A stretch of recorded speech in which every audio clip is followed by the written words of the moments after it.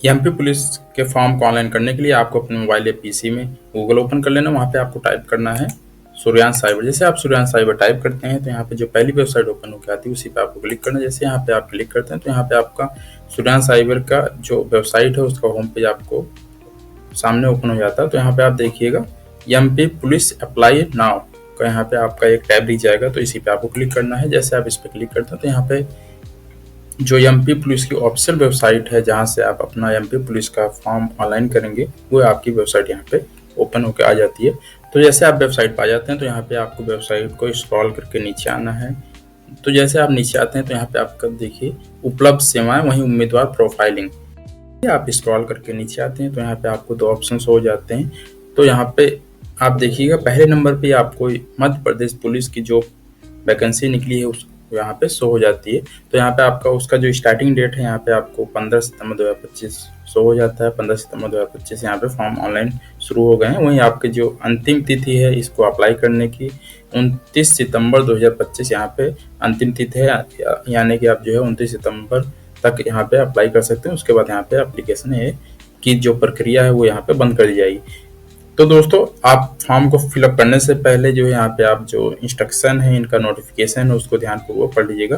ये नोटिफिकेशन पढ़ने के लिए आपको यहाँ पे जो पीडीएफ का निशान है ये आपका लोगो दिख रहा है, तो इसी पे आपको क्लिक करना है। जैसे आप इस पे क्लिक करते हैं तो यहाँ पे जो नोटिफिकेशन है मध्य प्रदेश पुलिस का जो निकाला गया नोटिफिकेशन वहाँ पे शो हो जाता है। तो यहाँ पे आप देखिए ऊपर पूरा नोटिफिकेशन के बारे में जो संक्षिप्त विवरण है ये पहले पेज पे आपको दिख जाता है। उसके बाद आप विस्तार पूर्वक यहाँ पे इसको स्क्रॉल करके पढ़ सकते हैं। चूंकि ये आपका जो है 58 पेज का नोटिफिकेशन है, तो इसको फिलअप करने से पहले आप लोग ध्यान पूर्वक नोटिफिकेशन पढ़िएगा, अपनी योग्यता क्या आप इसके लिए एलिजिबल है कि नहीं है, क्या इसमें आपकी रिक्वायरमेंट है, ये सब चीज़ें ध्यान से पढ़िए। उसके बाद ही अपने फॉर्म को यहाँ पे अप्लाई कीजिएगा। फॉर्म को अप्लाई करने के लिए आपको उम्मीदवार प्रोफाइलिंग पे आ जाना है। जैसा कि आप लोग जानते हैं या नहीं भी जानते हो तो जान लीजिएगा, क्योंकि यहाँ पे जब भी आप एमपी का कोई फॉर्म फिलअप करते हैं तो यहाँ पे एमपी का जो मध्य प्रदेश कर्मचारी चयन मंडल है उनके द्वारा स्टूडेंट की यहाँ पे प्रोफाइल क्रिएट करवाई जाती है। अगर आप फर्स्ट टाइम कर रहे हैं तो यहाँ पे फिलअप फॉर्म तो आपको यहाँ पे अपना पंजीयन करना पड़ेगा, आपको अपनी प्रोफाइल बनानी पड़ेगी। अगर आप जो है इससे पूर्व में अपना रजिस्ट्रेशन किए हैं, कोई फॉर्म अप्लाई किए हैं एमपी का, तो यहाँ पे आपको ऑलरेडी प्रोफाइल बना रहता है। तो आपको जो यहाँ पे अपनी प्रोफाइल दोबारा क्रिएट करने की आवश्यकता नहीं है। हाँ, उसको अपडेट करने की आवश्यकता पड़ती है तो उसको आप कर लीजिएगा। अगर आपकी प्रोफाइल नहीं बनी है तो आप यहाँ पे जो पहला ऑप्शन आपको शो हो रहा है प्रोफाइल पंजीकरण फॉर्म, इसी पे आपको क्लिक करना है नई प्रोफाइल बनाने के लिए। तो जैसे आप इस पे क्लिक करते हैं तो यहाँ पे आपके सामने एक नया फॉर्म ओपन होकर आ जाता है जो कि आपका रहता है प्रोफाइल पंजीयन। तो इसमें आपसे पूछा जाता है कि आपके पास इससे पूर्व जो है प्रोफाइल आईडी है या नहीं है।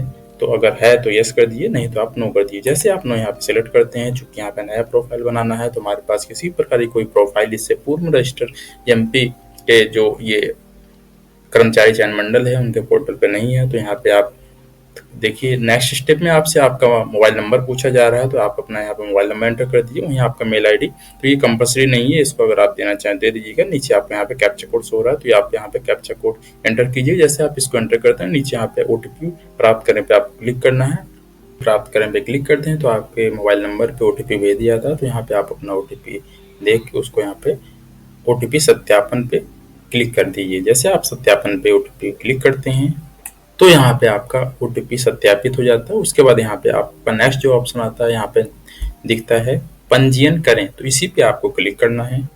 तो जैसे ही आप पंजीयन करें पे क्लिक करते हैं तो आपका जो पंजीयन वो हो जाता है और आपका जो मोबाइल नंबर है उस पर पंजीयन संख्या और पासवर्ड आपको भेज दिया जाता है। तो वो पासवर्ड और पंजीयन संख्या आप यहाँ पे प्रोफाइल लॉगिन पे यहाँ पे एंटर कर दीजिए। यहाँ पे आप सामान पंजीयन क्रमांक जो आपके मोबाइल पे भेजा गया है तो उसको आप यहाँ पे एंटर कर दीजिए और आपके मोबाइल पे जो पासवर्ड भेजा गया है उसको आप यहाँ पे एंटर कर दीजिए। एंटर करने के बाद यहाँ पे जो कैप्चा कोड यहाँ पे नीचे शो हो रहा है तो उसको आप यहाँ पे एंटर कर दीजिए। जैसे यहाँ पे 3+6 यहाँ पे 9 हो रहा है तो इसको यहाँ पे आप एंटर कीजिए। एंटर करने के बाद यहाँ पे लॉगिन जो बटन आपको शो हो रहा है तो इसी पे आपको क्लिक करना है। तो जैसे आप लॉगिन बटन पे क्लिक करते हो तो यहाँ पे एक नया पेज ओपन हो जाता है। तो यहाँ पे आपका प्रोफाइल पंजीयन ई-केवाईसी सत्यापन फॉर्म ओपन हो जाता है। तो यहाँ पे आपसे पूछा जाता है क्या आपके पास आधार क्रमांक है। तो आपको यहाँ पे हाँ सेलेक्ट करना है, जो कि बिना आधार क्रमांक के आप इस फॉर्म को फिलअप नहीं कर सकते हैं, क्योंकि नोटिफिकेशन में पूर्व में आपसे कहा गया है कि आपके पास आधार होना चाहिए, उसमें आपका रजिस्टर्ड मोबाइल नंबर होना चाहिए और आपका जो आधार है, आधार की डिटेल है वो अपडेट होनी चाहिए, क्योंकि यहाँ पे जब आप फॉर्म फिलअप करने के लिए आइएगा तो यहाँ पे आपका आधार ही मस्ट है, बिना आधार के आप फॉर्म नहीं फिलअप कर पाइएगा। तो यहाँ पे आपको यस सेलेक्ट कर देना। तो यस जैसे आप सेलेक्ट करते हैं उसके बाद यहाँ पे नेक्स्ट आपसे पूछा जाता है कि आपका जो सत्यापन है तो आपका माध्यम क्या होगा। आप ई-केवाईसी ओटीपी द्वारा सत्यापित करना चाहते हैं अपनी डिटेल, अपनी पहचान, या आप जो है बायोमेट्रिक द्वारा अपनी पहचान को यहाँ पे प्रमाणित करना चाहते हैं। तो इन दोनों ऑप्शन में से आप एक कोई ऑप्शन सेलेक्ट कर लीजिए। अगर आपके पास फिंगरप्रिंट डिवाइस है या आपके पास आइरिस डिवाइस है तो आप जो है यहाँ पे सेकंड ऑप्शन सेलेक्ट करते हैं। नहीं तो आपके पास अगर जो है मोबाइल में आपका नंबर जुड़ा हुआ है, मोबाइल नंबर जुड़ा हुआ है और आपका आधार डिटेल यहाँ पे अपडेट है तो आप यहाँ पे ई-केवाईसी ओटीपी द्वारा सत्यापित पर आप क्लिक कर दीजिए। तो जैसे आप इस पर क्लिक करते हैं उसके बाद आप यहाँ पे जो आगे बढ़ने का ऑप्शन शो हो रहा है, बटन शो हो रहा है, तो इसी पे आपको क्लिक करना है। पे आगे बढ़े पे क्लिक करते हैं तो यहाँ पे आपका जो है नेक्स्ट स्टेप ओपन हो जाता है। यहाँ पे आपका ई-केवाईसी ओटीपी द्वारा सत्यापन का ऑप्शन आ जाता है। यहाँ पे आपका आधार क्रमांक आपको दर्ज करने के लिए कहा जाता है। तो आपका जो भी आधार नंबर है आप यहाँ पे एंटर कर दीजिए। उसके बाद यहाँ पे जो चेक बॉक्स है, डिक्लेरेशन का चेक बॉक्स है, उस पर आपको क्लिक करना है। जब आप इस पे क्लिक करते हैं उसके बाद जो नीचे कैप्चा दिख रहा है, कैप्चा कोड दिख रहा है, यहाँ पे 3+6 यहाँ पे 9 आप इसको ऐड करके उसके बाद यहाँ पे जनरेट ई-केवाईसी ओटीपी पे आपको क्लिक करना है। जैसे ही आप अपना आधार डिटेल यहाँ पे एंटर करके जनरेट ई-केवाईसी ओटीपी पे क्लिक करते हैं तो आपके आधार रजिस्टर्ड मोबाइल नंबर पे ओटीपी भेज दिया जाता है। तो उस ओटीपी को आप प्राप्त ओटीपी प्रविष्ट करें। यहाँ जो है उसके सामने जो बॉक्स बना हुआ है उसी पे आपको यहाँ पे ओटीपी एंटर करना है। ओटीपी एंटर करने के बाद यहाँ पे जो आपका चेक बॉक्स दिख रहा है तो इसको आप यहाँ पे चेक कर दीजिएगा। उसके बाद चेक करने के बाद यहाँ पे आपका जो गेट डिटेल इसी पे आपको क्लिक करना है।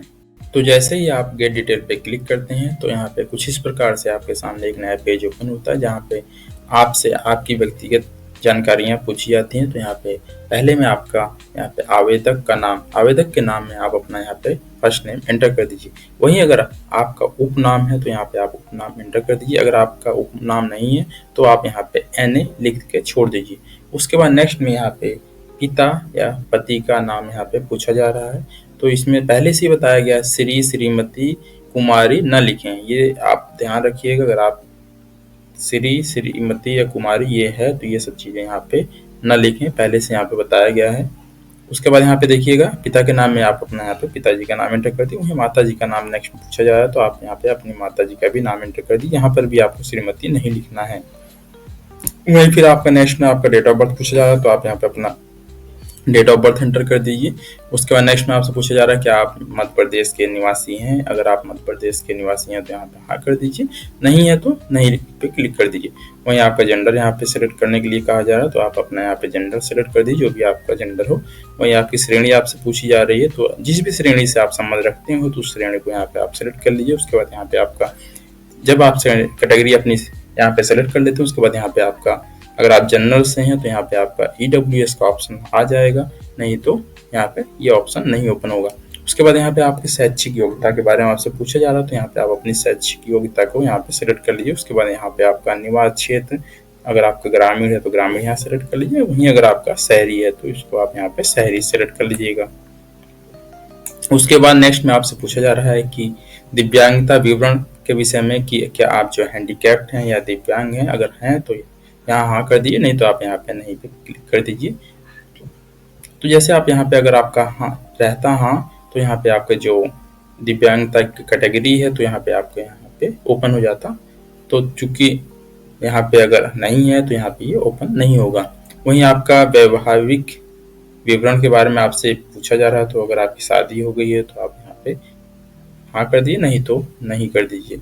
उसके बाद यहाँ पे जो डिटेल मांगा जाएगा उसको आप यहाँ पे फिलअप करके आगे बढ़ जाइए। उसके बाद यहाँ पे नेक्स्ट आपका पूछा जा रहा है कि आपका जो पत्राचार व्यवहार का जो पता है, वर्तमान पता है, करंट एड्रेस है, उसको आप यहाँ पे एंटर कर दीजिए। तो यहाँ पे आपका जो भी एड्रेस है तो उसको आप यहाँ पे एंटर कर दीजिएगा।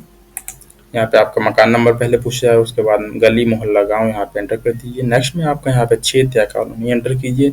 नेक्स्ट में आप शहर या तहसील जो भी आपका आता है यहाँ पे एंटर कीजिए। उसके बाद यहाँ पे अपना जो राज्य है उसको सिलेक्ट कर लीजिए, उसके बाद यहाँ पे अपना डिस्ट्रिक्ट सिलेक्ट कीजिए, उसके बाद लास्ट में जो है यहाँ पे आप अपना पिन कोड सिलेक्ट कर लीजिए। उसके बाद नेक्स्ट ऑप्शन आ जाता है यहाँ पे संलग्न दस्तावेज। इसमें आपके शरीर पे पहला पूछा जा रहा है, आपके शरीर पे अगर कोई स्थायी चिन्ह है तो आप उसको यहाँ पे एंटर कीजिए, जो कि कंपलसरी है, तो यहाँ पे उसको आपको एंटर करना होगा। आप अपने शरीर पे देख लीजिए, अगर आपके शरीर पे कोई भी चिन्ह दिखाई दे रहा है तो उसको आप यहाँ पे लिख दीजिएगा। उसके बाद नेक्स्ट में पूछा जा रहा है कि परीक्षा कक्ष में प्रस्तुत किए जाने वाले फोटो पहचान पत्र के बारे में आपको पूछा जा रहा है, तो जो भी आपको यहाँ पे आपके पास हो, इन सब डॉक्यूमेंट में से कोई एक डॉक्यूमेंट आपको यहाँ पे सिलेक्ट करना है, जैसे वोटर आईडी कार्ड हो गया, आधार कार्ड हो गया, ड्राइविंग लाइसेंस हो गया, पैन कार्ड हो गया, पासपोर्ट, इन सब में से किसी एक को आपको यहाँ पे सिलेक्ट करना है। जो भी आपको आपके पास हो उसको आप यहाँ पे सिलेक्ट कर लीजिए।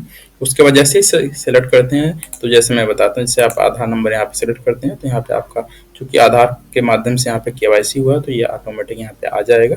अगर आप दूसरी कोई आईडी यहाँ पे सिलेक्ट करते हैं तो यहाँ पे देखिए वो आपको यहाँ पे एंटर करने के लिए बोला जाएगा।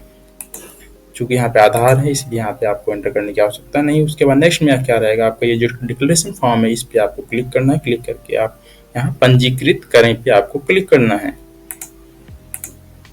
तो जैसे ही आपका यहाँ पे पंजीयन सक्सेसफुल हो जाता है तो यहाँ पे नेक्स्ट स्टेप आपका ओपन होता है आपका फोटो अपलोड करने का। तो यहाँ पे फोटो आप लाइव फोटो आपको अपलोड करनी रहती है।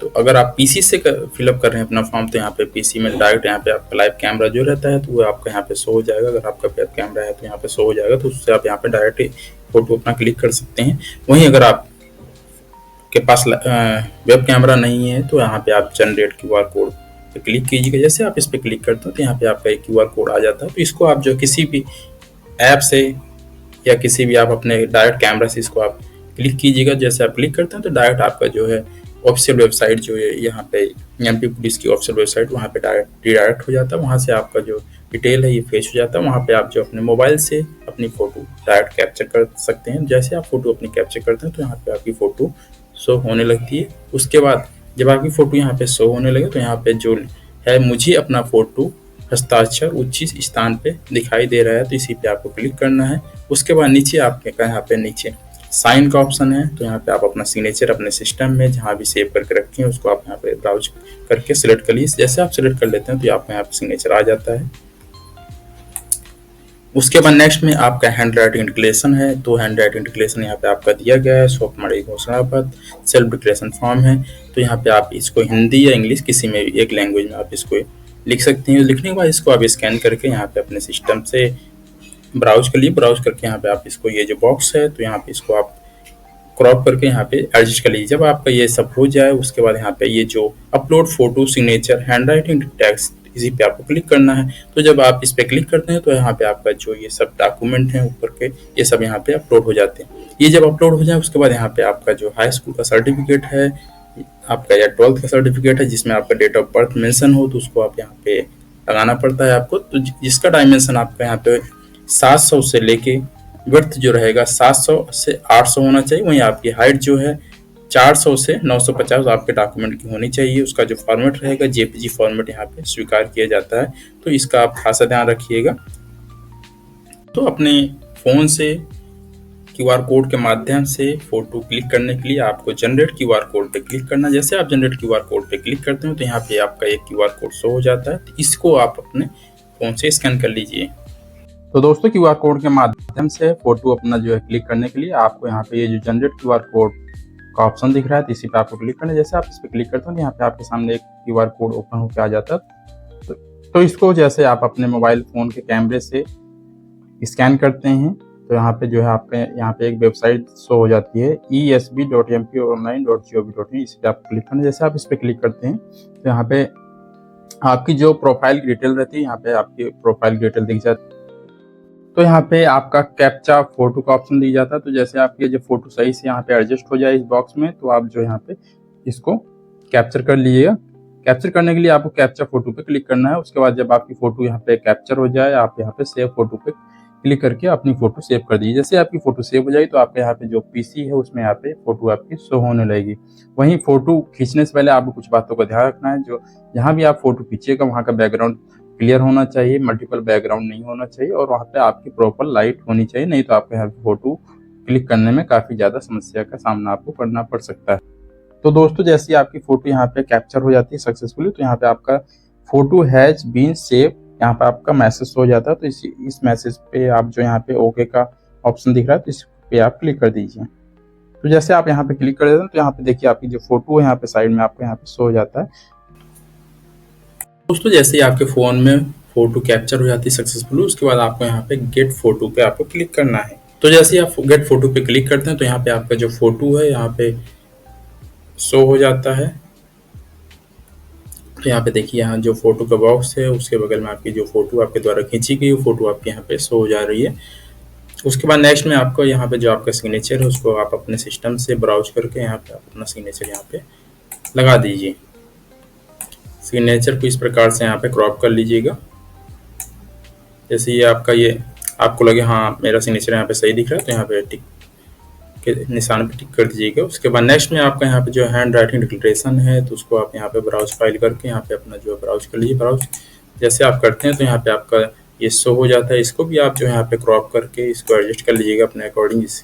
ये पूरा विजुअल होना चाहिए। जब आपको ये समझ में आ जाए या यहाँ पे एकदम सही से बॉक्स में आ गया तो यहाँ पे जो टिक का निशान है राइट का, तो इसी पे आपको क्लिक करना। जैसे आप इस पर क्लिक करते हो तो यहाँ पे देखिए आपका फोटो भी हो गया, यहाँ पे साइन भी हो गया। उसके बाद यहाँ पे जो सेल्फ डिक्लेरेशन फॉर्म है वो भी आपका यहाँ पे हैंड राइटिंग है वो यहाँ पे शो हो रहा है। तो यहाँ पे पूछा जा रहा है कि आपको ये फोटो यहाँ पे सही दिख रहा है, तो आप इस पे टिक कर दीजिए चेक बॉक्स पे। यहाँ सिग्नेचर के बारे में वैसा पूछा जा रहा है, तो यहाँ पे आपको सिग्नेचर दिख रहा है तो यहाँ पे भी आप जो है चेक बॉक्स पे क्लिक कर दिए। उसके बाद नेक्स्ट में आपका hand writing declaration, hand writing जो आपका यहाँ पे लिखा गया है तो उस पर भी आप यहाँ पे चेक बॉक्स पे क्लिक कर दीजिए।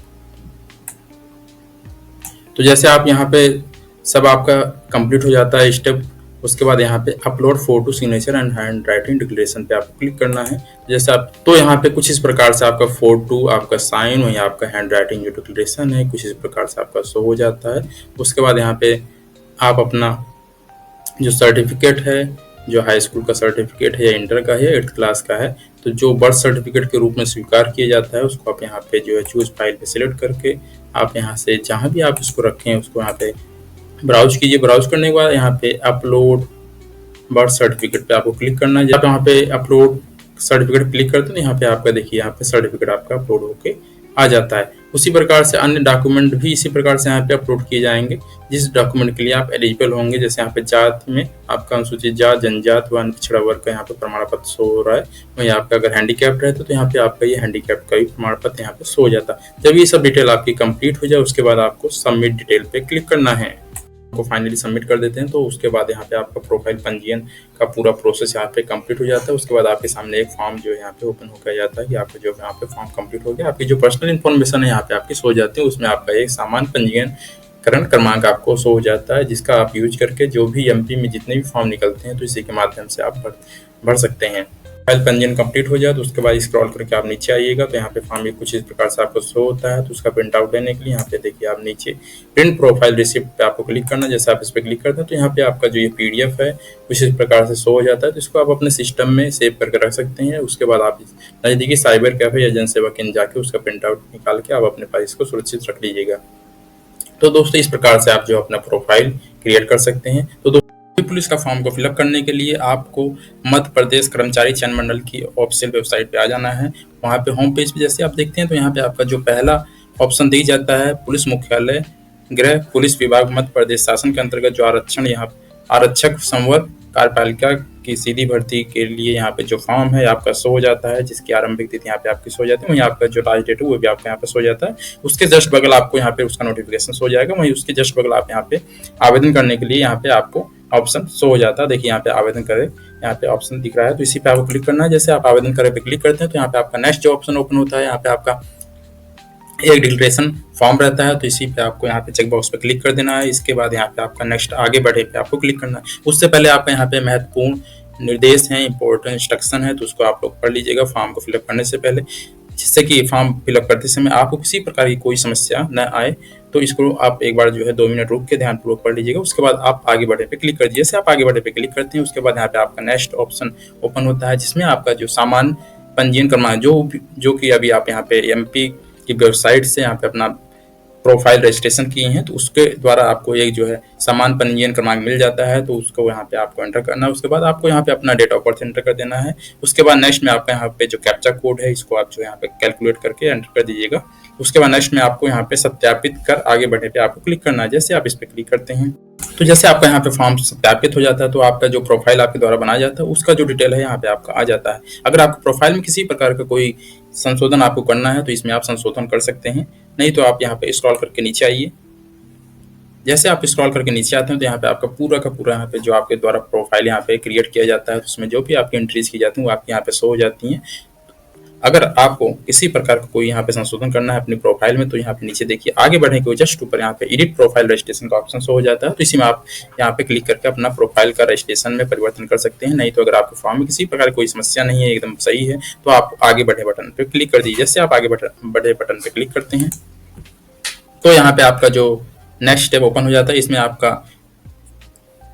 पहला ये ऑप्शन आता है संवर्ग, यहाँ पे आपका क्लास आ जाता है। तो यहाँ पे भूतपूर्व सैनिक, उसके बाद जो है स्वयंसेवी नगर सैनिक, उसके बाद आपका यहाँ पे बाय डिफॉल्ट बिना वर्ग के आपका यहाँ पे सेलेक्ट रहता है। चूंकि जो है ये फॉर्म जो है ये एमपी के बाहर का फॉर्म फिलअप किया जा रहा है, यथार्थ मध्य प्रदेश राज्य के बाहर के कैंडिडेट हैं, तो इसलिए यहाँ पे आपका जो है ऑटोमेटिक पहले से सिलेक्ट है। उसके बाद नेक्स्ट में आपका आरक्षण संबंधित यहाँ पे आपके ऑप्शन आ जाते हैं। तो अगर आप जो है मध्य प्रदेश के निवासी हैं तो ये आपका ऑप्शन यहाँ पे शो होगा। अगर आप मध्य प्रदेश के निवासी नहीं है तो आपका ये ऑप्शन शो नहीं होगा।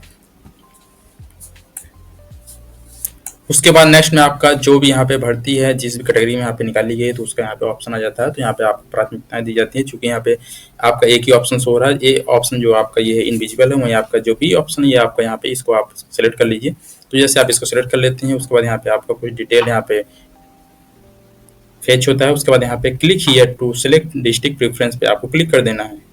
उसके बाद नेक्स्ट ऑप्शन में आपका यहाँ पे आपकी शैक्षिक योग्यता के बारे में पूछा जाता है। तो यहाँ पे बाय डिफॉल्ट आपका हाई स्कूल रहेगा। उसके बाद यहाँ पे हाई स्कूल का आप रोल नंबर एंटर कर दिए। एंटर करने के बाद आप यहाँ पे पास किए हैं उत्तीर्ण वर्ष आप यहाँ पे एंटर कर दिए। एंटर करने के बाद यहाँ पे आपका जो भी बोर्ड है उसका नाम यहाँ पे एंटर कर दीजिए। नेक्स्ट स्टेप जो रहता है वो आपका यहाँ पे डिस्ट्रिक्ट का चयन करना रहता है। आपको जो प्रेफरेंस रखना हो पहला अपनी प्रेफरेंस के हिसाब से आपको यहाँ पे अपना डिस्ट्रिक्ट सिलेक्ट करना रहता है। तो यहाँ पे देखिए आपके जितने भी मध्य प्रदेश में जिले हैं जिसमें आपकी ये नियुक्तियाँ की जानी है तो यहाँ पे वो शो हो जाते हैं। तो आप अपने प्रेफरेंस के हिसाब आप अपने सुविधा के अनुसार यहाँ पे आप उनका सिलेक्शन कर लीजिएगा। तो यहाँ पे देखिए जिला चुनने के लिए आपको जो है यहाँ पे चेक बॉक्स दिख रहे हैं। तो आप जैसे जैसे आप चेक बॉक्स पे क्लिक कीजिएगा उसी प्रेफरेंस में यहाँ पे राइट हैंड साइड में आपके यहाँ पे ये आते जाते जाएंगे। तो आप लोग अपने हिसाब से यहाँ पे इसको सिलेक्ट कर लीजिए। तो देखिए जैसे यहाँ पे मैं यहाँ पे सिलेक्ट कर रहा हूँ तो ये उसी के अकॉर्डिंग यहाँ पे नंबरिंग उनकी होती जा रही है। तो इस प्रकार आप भी अपना जो यहाँ पे जिले की जो प्रेफरेंस है उसका यहाँ पे प्रेफरेंस अपने अकॉर्डिंग आप कर लीजिएगा।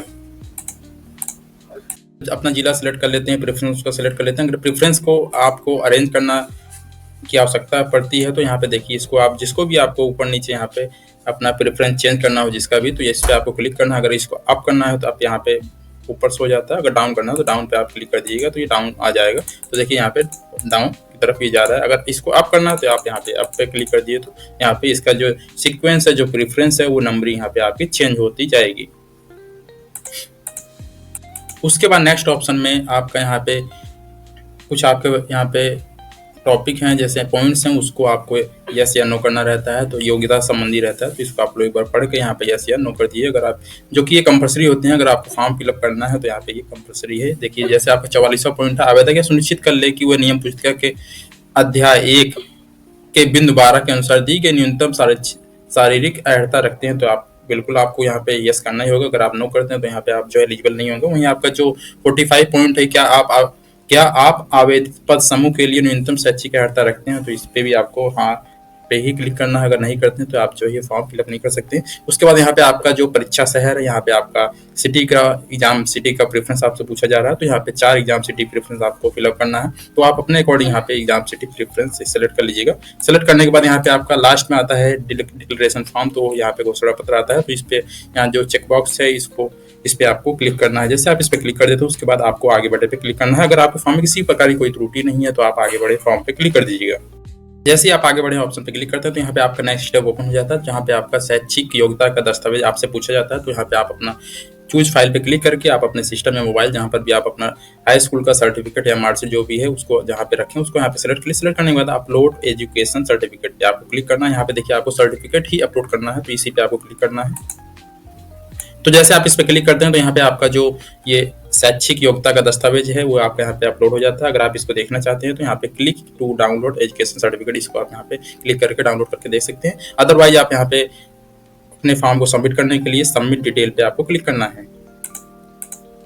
जैसे आप सबमिट डिटेल पे क्लिक करते हैं तो यहाँ पे आपका फॉर्म सबमिट हो जाता है और आपके फॉर्म का प्रीव्यू पूरा यहाँ पे शो हो जाता है। तो यहाँ पे आप देखिएगा पूरा यहाँ पे फॉर्म आपका शो हो जाता है। यहाँ पे देखिए भुगतान नहीं हुआ है इसका, यहाँ पे इस फॉर्म के जो पे मैसेज बड़े बड़े अक्षरों में लिखा गया है कि अब इस फॉर्म का भुगतान यहाँ पे नहीं हुआ है। तो यहाँ पे आप देखिएगा जो आपका फीस यहाँ पे लगने वाला है, यहाँ पे 700 फीस है, वहीं आपका 60 रुपये जो है वो आपके यहाँ पे ट्रांजेक्शन चार्ज लगेगा। तो कुल मिला के आपके यहाँ पे 760 रुपये लगेगा। अब देखिए यहाँ पे आपका जो फीस है वहाँ पे 500 रुपये, वहीं विभागीय शुल्क इनके द्वारा विभागीय शुल्क कुछ लगाया गया है जो कि 200 रुपये है, जो कि नोटिफिकेशन में इसके बारे में कुछ भी यहाँ पे उल्लेख नहीं किया गया था, किंतु यहाँ पे जो है 200 रुपये यहाँ पे आपको प्लस करके लगाया जा रहा है। वहीं आपका जो 60 रुपये जो इनका पोर्टल का शुल्क है वो उसमें जो नोटिफिकेशन में पहले से ही जो है बताया गया था कि 60 रुपये लिया जाएगा, तो यहाँ पे आपका 200 रुपये बढ़े गए हैं।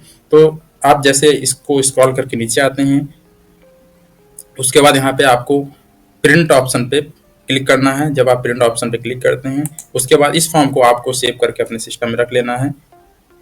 जब आप इसको सेव करके रख लेते हैं उसके बाद यहाँ पे पेमेंट का ऑप्शन तभी आता है अगर आप इसको जो है प्रिंट कर या सेव करके अपने सिस्टम में नहीं रखते हैं तो यहाँ पे पेमेंट का आपका ऑप्शन शो नहीं होगा। पेमेंट करने के लिए आपको प्रोसीड टू पेमेंट पे आपको क्लिक करना है।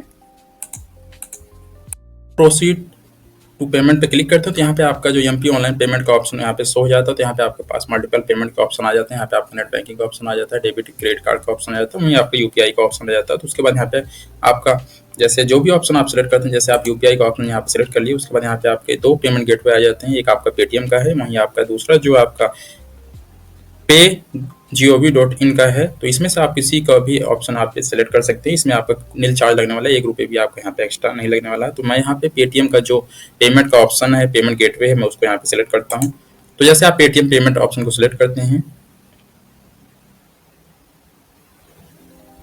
तो यहाँ पे आपका रेफरेंस नंबर आपको शो हो जाएगा। उसके बाद आपका यहाँ पे एप्लीकेशन नंबर आपको शो हो जाएगा। उसके बाद कितना फीस यहाँ पे आपका कटने वाला है वो आपका यहाँ पे शो हो जाएगा। उसके बाद आप यहाँ पे सबमिट बटन पे आपको क्लिक करना है। तो जैसे आप सबमिट बटन में क्लिक कर देते हैं तो ये साइट जो है आपका रिडायरेक्ट हो जाती है पेटीएम के पेमेंट गेटवे में। तो यहाँ पे आप देखिएगा आपको क्यूआर कोड शो हो जाता है। इस क्यूआर कोड को आपको अपने किसी भी पेमेंट ऐप से स्कैन करके आपका यहाँ पे पेमेंट आपको कर देना। जैसे आपका पेमेंट यहाँ पे कंफर्म हो जाएगा तो यहाँ पे ये जो साइट है रिडायरेक्ट हो जाएगा आपका एमपी ऑनलाइन के पोर्टल पे। प्रकार से आप बड़ी आसानी से यहाँ पे अपना 10 मिनट में अपना फॉर्म फिलअप कर सकते हैं। तो दोस्तों अगर आपको फॉर्म फिलअप करते समय किसी प्रकार की कोई समस्या आती है तो आप लोग हमको कमेंट करके बताइएगा, हमारे द्वारा जितना भी हो सकेगा आपका हेल्प किया जाएगा। दोस्तों आपको यह वीडियो कैसा लगा? वीडियो अच्छा लगा वीडियो को लाइक करें, शेयर करें, साथ ही चैनल को सब्सक्राइब करना ना भूलें जिससे किसी प्रकार की वीडियो आपको निरंतर मिलती रहे। Thank you for watching this video.